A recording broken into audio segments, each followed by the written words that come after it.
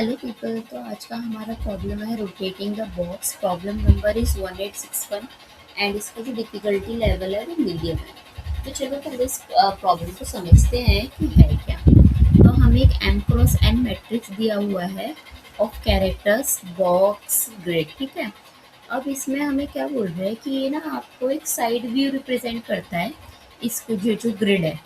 तो अब हमारे पास इस ग्रिड में क्या-क्या है, एक तो हैशटैग है, वो रिप्रेजेंट कर रहा है कि यहाँ पे एक स्टोन है, एक स्टार है जो कि एक ऑब्स्टिकल है, लाइक काइंड ऑफ वॉल या कुछ भी समझ लो, और एक डॉट है जो कि रिप्रेजेंट कर रहा है कि ये जो है वो एम्प्टी है। तब ये बोल रहा है कि ये जो आपको साइड भी दिया हुआ है ना ग्रिड में, आप उस बॉक्स को 90 डिग्री क्लॉकवाइज रोटेट कर दो। अब अगर आप इसको रोटेट करते हो तो क्या होगा, जो स्टोन्स है वो फॉल करेंगे ड्यू टू ग्रेविटी। तो अब जो न्यू रिप्रेजेंटेशन होगी ना साइड व्यू इस बॉक्स का, वो आपको रिटर्न करना है, ठीक है। अब ये है कि ये जो स्टोन्स है वो नीचे की तरफ गिरेंगे, ठीक है।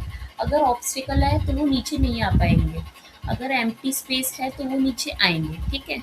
तो इस तरीके से जो हमारी चीज़ें हैं, जो वैल्यूज़ है, वो चेंज होने वाली है। अब ये बोल रहे हैं it is guaranteed that each stone in box grid resets on an obstacle another stone और the bottom of the box, ठीक है।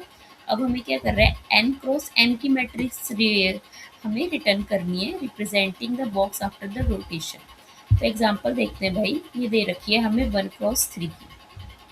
अब जब आप रोटेट करोगे तो ऑब्वियसली आई जो है वो जे बन जाएगा, जे जो है वो आई हो जाएगा, काइंड ऑफ ट्रांसपोज, राइट। तो अब ये जो हमारा ये वाला है वो आपको आपने इसे 90 डिग्री किया, अब ये हॉरिजॉन्टली बैठा हुआ तब ये वर्टिकल हो जाएगा।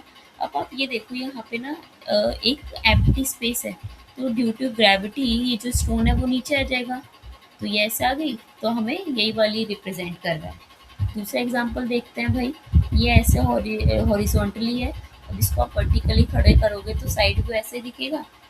अब आप ये देखो कि जब ऐसे करेंगे तो ये तो ऑलरेडी ये वाला भी नीचे आएगा, ये भी नीचे आएगा, बट यहाँ ऑब्स्टिकल है तो ये नीचे नहीं जा पा रहे, पर ये इसके लिए एक स्पेस है यहाँ का, तो इसीलिए ये ऐसा हो गया। इसका अप्रोच काफ़ी सिंपल है। अभी आपको क्या करना है, पहले तो आप ना, आपको ये है कि आपको ना एक रिटर्न करवानी है आई और जे जिसमें इंटरचेंज होंगे वो मैट्रिक्स।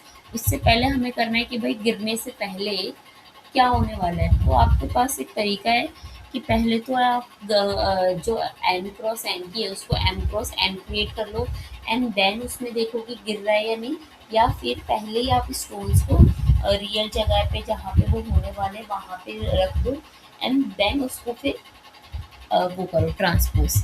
तो हमने यही किया है, पहले तो हमने देखा है। अब देखो, अब हमने ना इसका इटरेट किया है थ्रू n क्रॉस m, ठीक है। अब हमने एम्प्टी इनिशियलाइज किया n-1 से, तो ये पहले देखता है, पहले हमने ट्रांसपोज नहीं किया, पहले हमने स्टोन्स को शिफ्ट किया। पहले हम यहाँ से स्टार्ट करेंगे जे से, क्योंकि भाई गिरेगा तो यहीं गिरेगा, यहाँ से स्टार्ट करने में कोई फ़ायदा नहीं है, क्योंकि हम देखेंगे यहाँ पे एम्प्टी स्पेस है तो जो ये वाला है वो यहाँ गिरेगा, राइट। तो हम पहले देख रहे हैं कि एम्प्टी को हमने n-1 से इनिशियलाइज़ किया है, और ये हम राइट से लेफ्ट के थ्रू जा रहे हैं। तो अब आप देखो कि अगर यहाँ पे भाई स्टार है, स्टार मतलब क्या कि यहाँ पे एक ऑब्स्टिकल है, तो यहाँ पे हम कहीं पे भी स्टोन को नहीं रखने वाले, हम स्टोन को तभी शिफ्ट करेंगे जब एम्प्टी स्पेस है। तो हमने क्या कर दिया, एम्प्टी को j-1 यानी से इससे यहाँ वाली वैल्यू, ठीक है।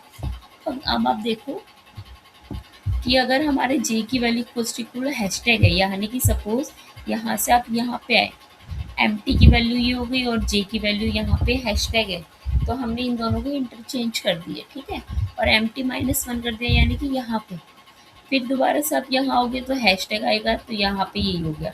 अब इसमें देखो यहाँ पे भी एम्प्टी की वैल्यू ये है, तो कुछ नहीं करना है, फिर आप नेक्स्ट पे जाओगे, फिर यहाँ देखोगे कि यहाँ पे हैशटैग आ गया, यानी स्टोन, और एम्प्टी की वैल्यू ये थी, तो क्या हो जाएगी, इंटरचेंज हो जाएगी।